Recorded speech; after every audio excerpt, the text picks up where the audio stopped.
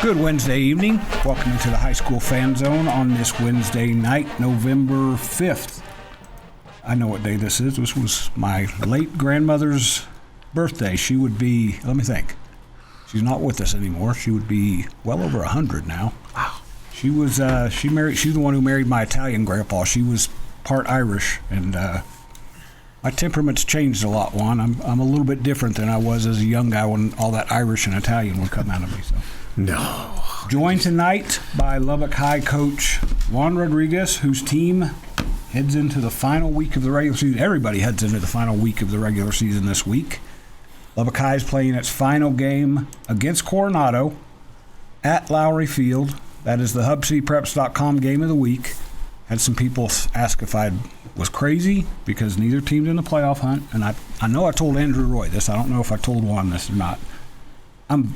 I think this game this week, now I wish we were talking about you being in the playoffs, but I think this game this week is what high school sports is about because, no, neither team's making the playoffs, but two teams, kids who know each other well, coaches who like and respect each other.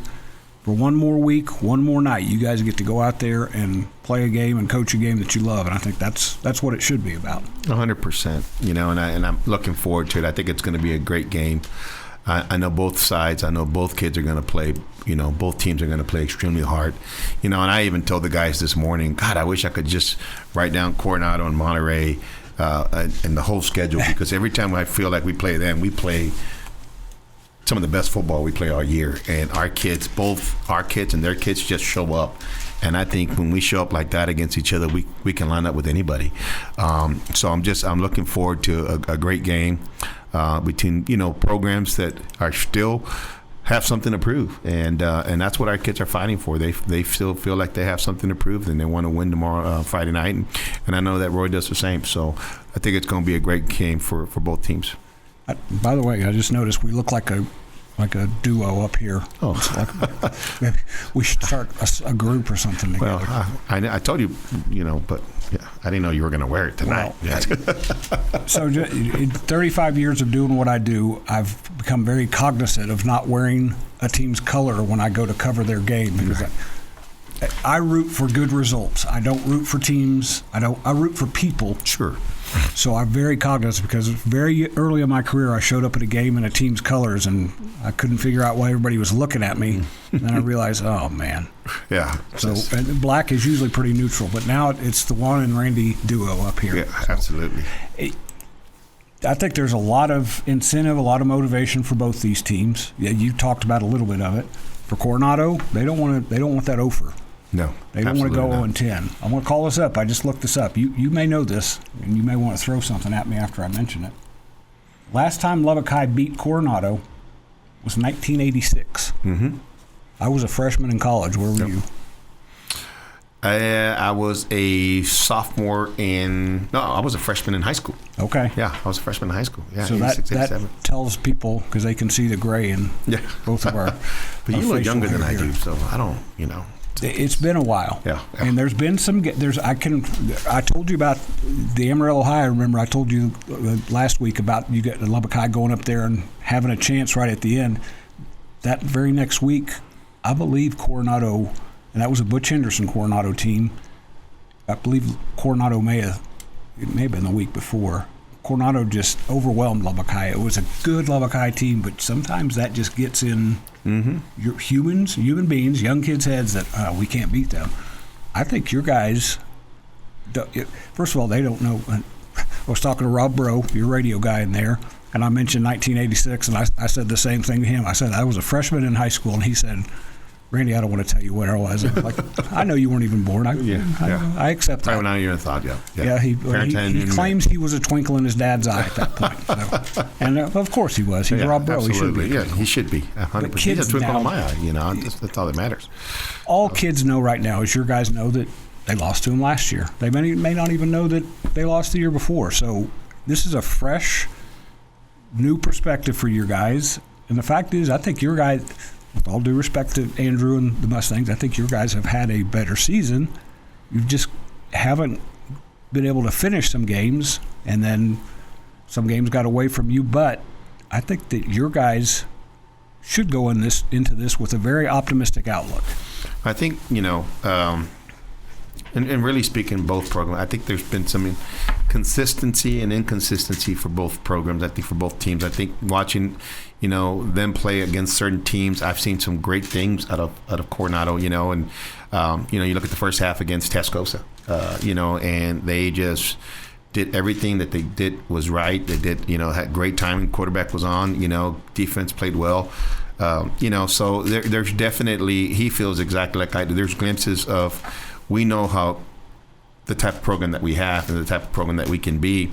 And it's just trying to put those 4 quarters together. And I think that's what it's going to come down to on Friday night, is which team's going to show up and put those 4 quarters together. Because I think, and regardless of record, I think we're both good football programs. We're young, but we're both getting better. We're getting better throughout the weeks. This is an extremely tough district to try to get better in, and to rebuild programs and things of that nature, because you have solid programs in it, left and right. You've got programs that have been established, that have been around for a very long time, that have been strong at all different levels. So I think it's going to be one of those things that whoever eliminates doesn't make the mistakes, does the things that they need to do right, executes and makes the other team make mistakes. I think that's really what's going to determine the outcome, because I think as far as effort, talent, I think it's there, and I think it's going to be showcased on Friday night, where I think both teams are going to just show up and give everything that they have to try to get that W. We're going to talk about a lot of different topics.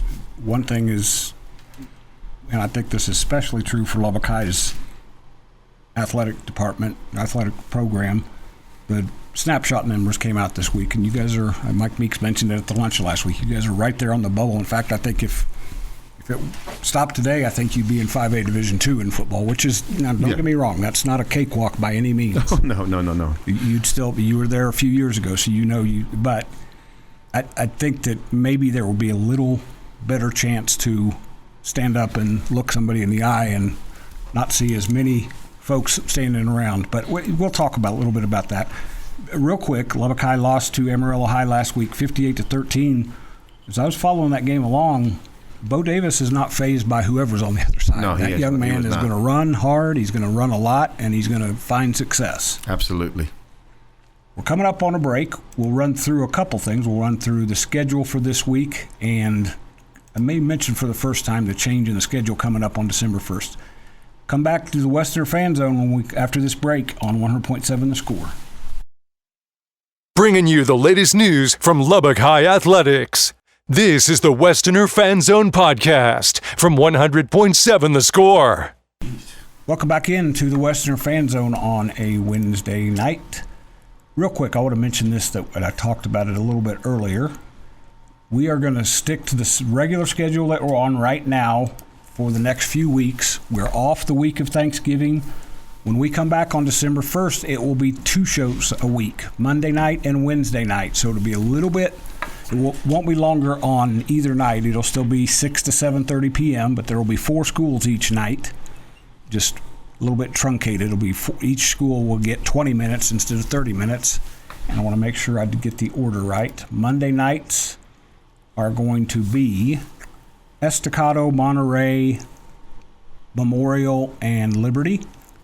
Wednesday nights will be Lubbock High, Coronado, I think I'm saying that right, Coronado, Friendship, and Lubbock Cooper. And I will pump that out on social media. I'll make sure that there's a graphic that I've got that I want to put out there. I just wanted to let you know that after Thanksgiving it changes a little bit. You'll still get to hear from all 8 schools. And I don't, Juan, have you been in on those shorter shows? Those things go fast. No, I don't think no. You don't have time to get tired of me. No, I don't. So I'd miss you if that was the case. Well, I got to make sure I get you in here, because you're like my only friend that talks to me. Not only do I enjoy when you come in, but when you come in with the other sports, all those kids, you can see them. And I'm not blowing smoke here. They get excited when they know you're going to be here. Reese Pena used to get the biggest kick out of you. Oh, I love her. I miss her tremendously. Yeah, she's doing big things. She is. She just turned 19. She just had a birthday. So happy birthday if you're listening. We were just talking about 1986. I think that's about when I turned 19. Yeah. So I can barely remember. No, I'm just kidding. My daughter, who will be on the field pregame. Yep. I'll be out there, and I've told you and Roy both, if you see me sobbing uncontrollably. You need to come and help me out. Yeah, I will. I will, definitely. You haven't had to do a senior night for your kids yet. You still got that coming down the pipe. It's coming down the pipe, but it's happening too fast. And you know that's once they hit high school, it just seems like it was just yesterday. I was emotional today because this is my first group of seniors that I've been with for 4 years. And, we had such a big turnout tonight for our family night, and we bring we invite the families. The moms get to wear the shoulder pads and the helmet to see what the kids feel like and kind of do a couple of drills. But, it's just emotional to see, what they've become as freshmen, and now they're these senior kids, and they become great young men, and they're going to be growing on to doing great things after they graduate. But I don't want them to leave because they've brought such a positive impact to our program, and they've done so much for us these last 4 years. And if understood that this was not going to be an overnight process, they understood that this was going to be bigger than just 3 to 4 year process. It was going to take time. But the investment that these kids and these families and our community has made in our school into not just our program, but to everyone's program, I think eventually, I see definitely, if you want to say it, light at the end of the tunnel. I think we're going in the right direction in so many different areas. Really excited about our track season, our cross country season that we just had, our swimming. Our Lubbock High has always been strong. Our tennis had a great year. I'm really excited to see what's coming up, in our volleyball season next year, and I'm really excited to see what's going to come up with our basketball season. So I know in talking to Leesman, there was a lot of youth there too. So there's just great things happening at our campus, and I'm just excited and just really privileged to be part of it, and to be the athletic coordinator there is really just more than an opportunity. It's an honor. I'm going to say something nice about Victor, even though I saw he went to a Broncos game and took his daughter to a can't help him game. I know. I'm eager to see what he does this spring, because he's kind of in the same boat with you. This is his first full crew here that's gone through, and he's gotten a chance to coach. So I totally agree with you, and I'm going to get on my soapbox here for a minute. This dude to my left is why it's TS. I want to make sure I get this right. I'll find it here in a minute. Coaches coach because they love the sport. They coach because they like to win. Don't get me wrong. Everybody likes to win. You don't compete if you don't like to win. Amen. When you coach high school kids, you become not every kid needs another extra father or an extra mother, but you guys become their surrogate, whether it's brother, big brother, uncle, whatever. To me, that's much more valuable than anything that you guys do once you get on the field.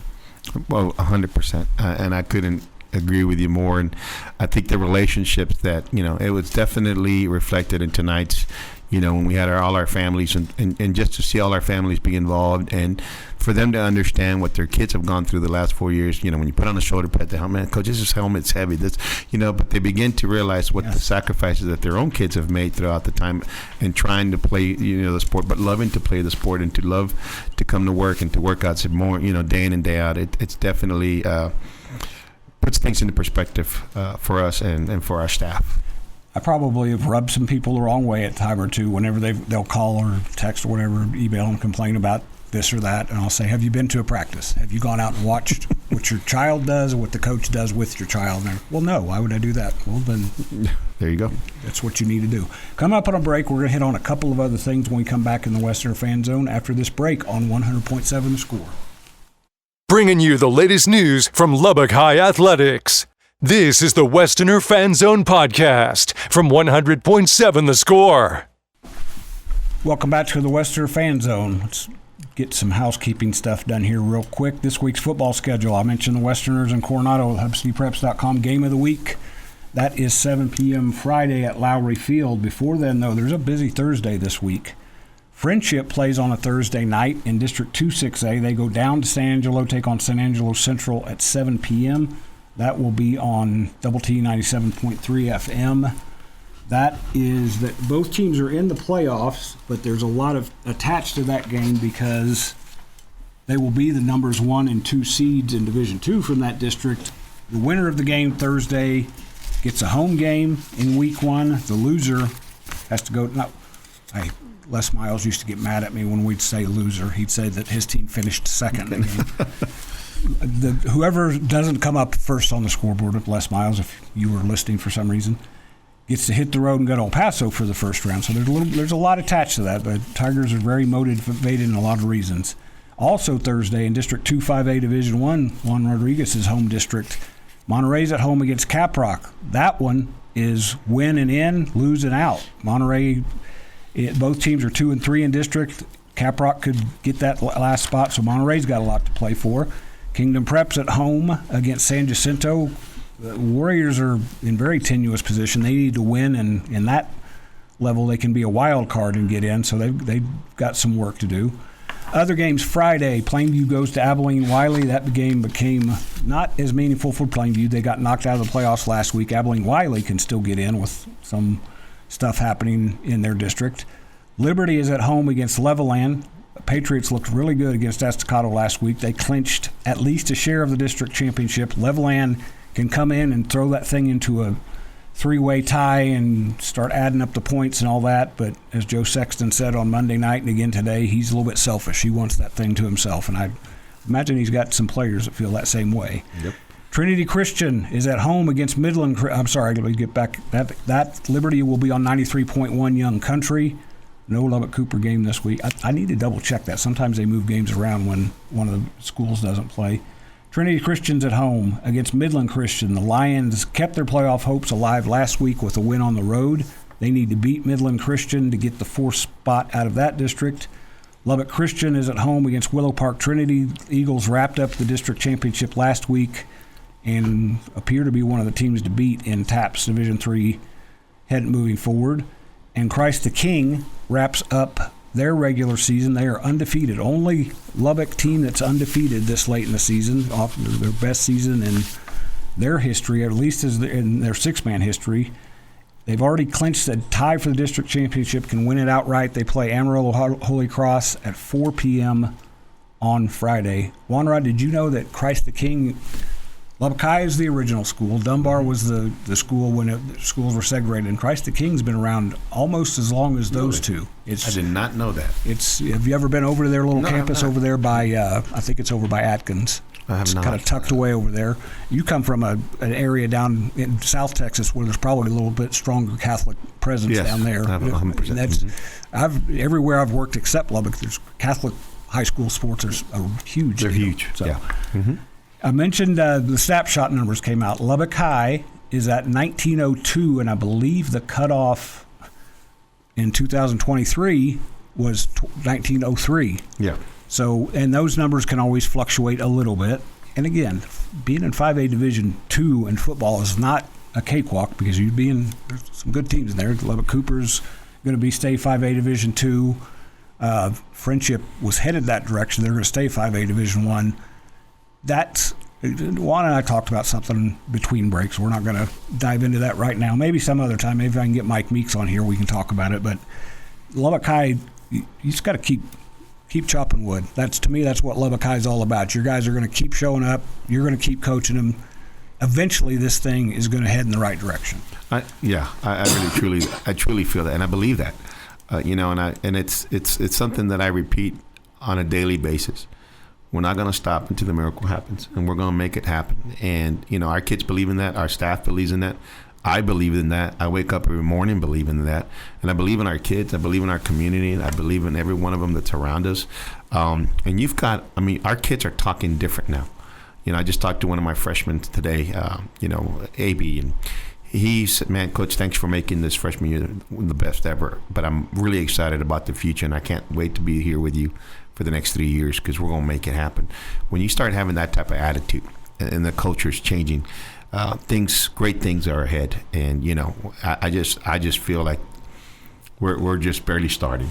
I know this is year 4, but for me, I feel like I'm just starting all over with these kids because they're that type of atmosphere. Well, you want to be around them. Talking like that, that's a chance to hit them. Don't get me fired up because I will. All right, that wraps us up. Don't get me fired up, Randy. In this Western Fan Zone, we'll get Juan Rod back for the longer one, and then we'll get him in for some of the shorter ones, like I said. Come up on the break, we'll talk to the Tigers after this break in the Tiger Fan Zone on 100.7 The Score.